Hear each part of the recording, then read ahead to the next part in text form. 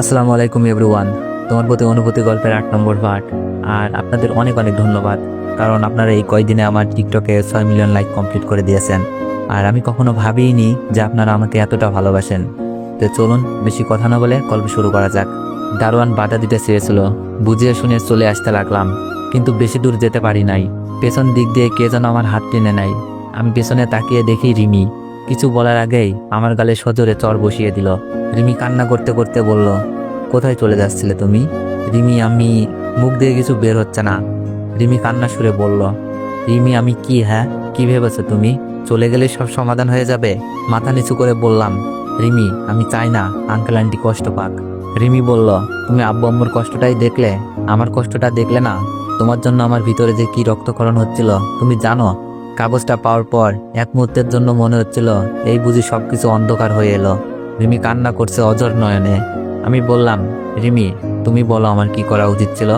যেই মানুষগুলো আমার বিপদে এসে দাঁড়িয়েছে তার মেয়ের সাথে সম্পর্ক করব? রিমি বলল, আমি বলেছিলাম তো আব্বু আম্মুকে ম্যানেজ করে নিব। আমি বললাম, রিমি এটা হয় না, আমাকে চলে যেতে দাও। আমি পা বাড়ালাম। রিমি হয়তো আমার কথা বুঝবে না। রিমি রাগ দেখিয়ে বলল, কোথায় যাবে শুনি? ভালো করে তো হাঁটতেও পারো না, আর এক পা বাড়ালে বাকি যে পাটা আছে ওটাও ভেঙে দিব। হয়তো এটাই ভালোবাসার বহিঃপ্রকাশ। আমি রিমির ভালোবাসা বুঝি, কিন্তু ভালোবাসার মূল্য দিতে পারছি না, যার জন্য আমারও খারাপ লাগছে। রিমি মন খারাপ করে অভিমানী সুরে বলল, আচ্ছা বাসায় চলো, ভালোবাসতে হবে না। আমি জানি রিমি আমার সুস্থতার জন্য এই কথা বলছে। রিমি আমাকে টেনে একটা রিকশায় বসালো। জানি কথা বললেও কোনো কাজে আসবে না। আর আমি কোথায় বা যেতাম? বাসার অবস্থা আগের থেকেও খারাপ। ভাবিকেও সংসার ছেড়ে থাকতে হচ্ছে, আর আমার পাও তো ভালো নাই। কি কাজ করে দিন কাটাবো? রিকশায় দুজন চুপচাপ। নীরবতা ভেঙে বললাম, রিমি একটা কথা বলি।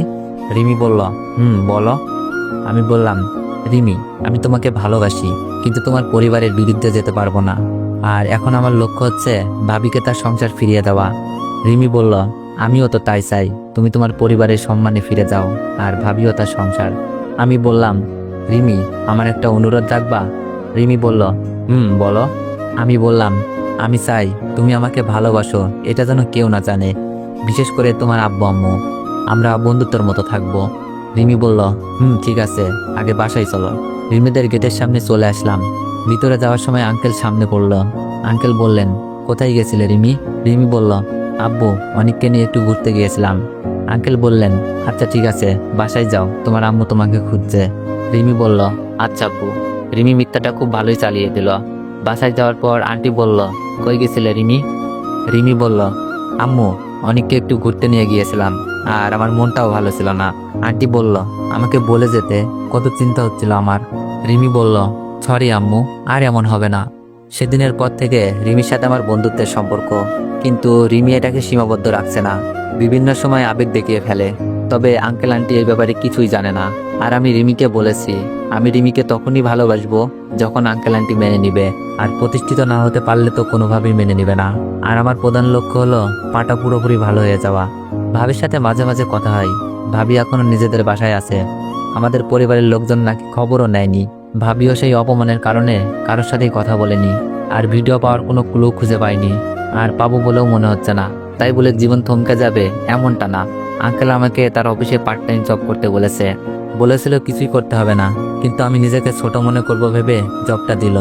তার পাশাপাশি রিমির কলেজে ভর্তি হতে বলল।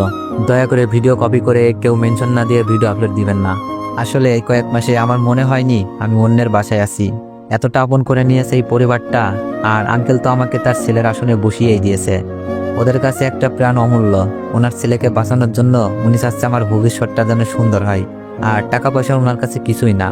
তাছাড়া আমার বর্তমান অবস্থা আঙ্কেল আন্টি ভালোভাবেই জানে। বাসায় তো যেতেই পারবো না, আর যাওয়ার কোনো জায়গাও নাই, তাই হয়তো এত মায়া। রিমি আঙ্কেলের কথা শুনে অনেক খুশি। আমাকে কোথাও যেতে দেয়নি, আর অফিসে জব দিল। তার সাথে কলেজে ভর্তি হতে বলেছে। আমি তো এটাকে সুযোগ মনে করতেই পারি। এতে করে লেখাপড়াটা এগিয়ে নিয়ে যাওয়া যাবে, আমিও বাসা ছেড়ে ভালো থাকতে পারবো। কিন্তু কলেজে ভর্তি হতে হলে পূর্বের কলেজ থেকে ছাড়পত্র আনতে হবে। তাই ছাড়পত্র আনার জন্য কলেজে যাওয়ার সিদ্ধান্ত নিলাম আজ। বাসে বসে আছি, মনে হচ্ছে বাসায় যাচ্ছি। আসলে বাসা থেকে কলেজ মাত্র 5 মিনিটের রাস্তা। আর যদি বাসায় যেতে পারতাম, আম্মুর হাতে রান্না খেতে পারতাম, ভাইয়ার উপদেশ আর আব্বুর ভালোবাসার শাসন পেতাম, কিন্তু তা আর হলো না। বাস চলছে, বুকের ভেতর কেমন ব্যথা ব্যথা লাগছে। যদি দূর থেকে আম্মুকে দেখতে পারতাম। বাস এসে থামলো। বাস থেকে নামা মাত্রই আবিরকে দেখলাম। আবির আমাকে দেখেই দৌড়ে আসলো। আবির বলল, কিরে অনিক, এতদিন কইছিলি তুই কলেজে যাস না, মোবাইলে কল দিলে বন্ধ, কলেজের স্যার ম্যাডাম তোর কথা মিথিলাকে জিজ্ঞেস করলে বলতো তুই নাকি রাগ করে বাসা থেকে চলে গেছিস। আমি বললাম, ঠিকই বলেছে, রাগ করে চলে গিয়েছিলাম। মিথিলা কলেজে আসে? মিথিলা আজ যাই হোক কলেজে এই অপবাদটা দেয় নাই।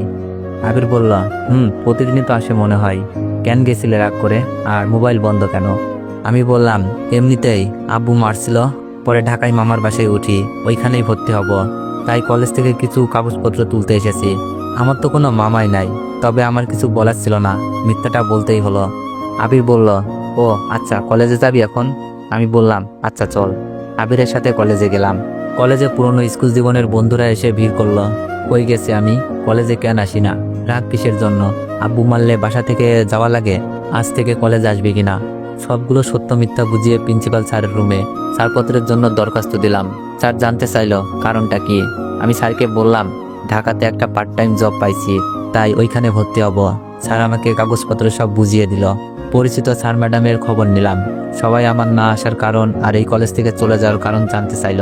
প্রিন্সিপাল স্যারকে দাও উত্তর দিয়েছি সবাইকে। অফিস থেকে বের হতেই মিথিলাকে চোখে পড়ল। আগের মতোই পর্দা করে আছে। এই মেয়েটা যে আমার চিরচেনা, যতই পর্দায় থাকুক চিনতে ভুল হবে না।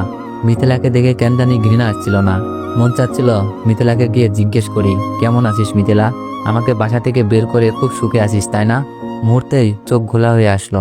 মিথিলাও দেখছে আমার দিকে চেয়ে আছে। হয়তো কারো কাছ থেকে শুনেছে আমি কলেজে এসেছি, তাই হয়তো এক নজর দেখার জন্য দূর থেকে তাকিয়ে আছে। আবার আমার ধারণা ভুলও হতে পারে।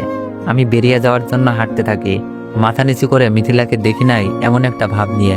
কিন্তু মিথিলাকে আমার দিকে এগিয়ে আসতে দেখি। আমি পাশ কাটিয়ে চলে যাব, এমনি মিথিলা ডাক দিল।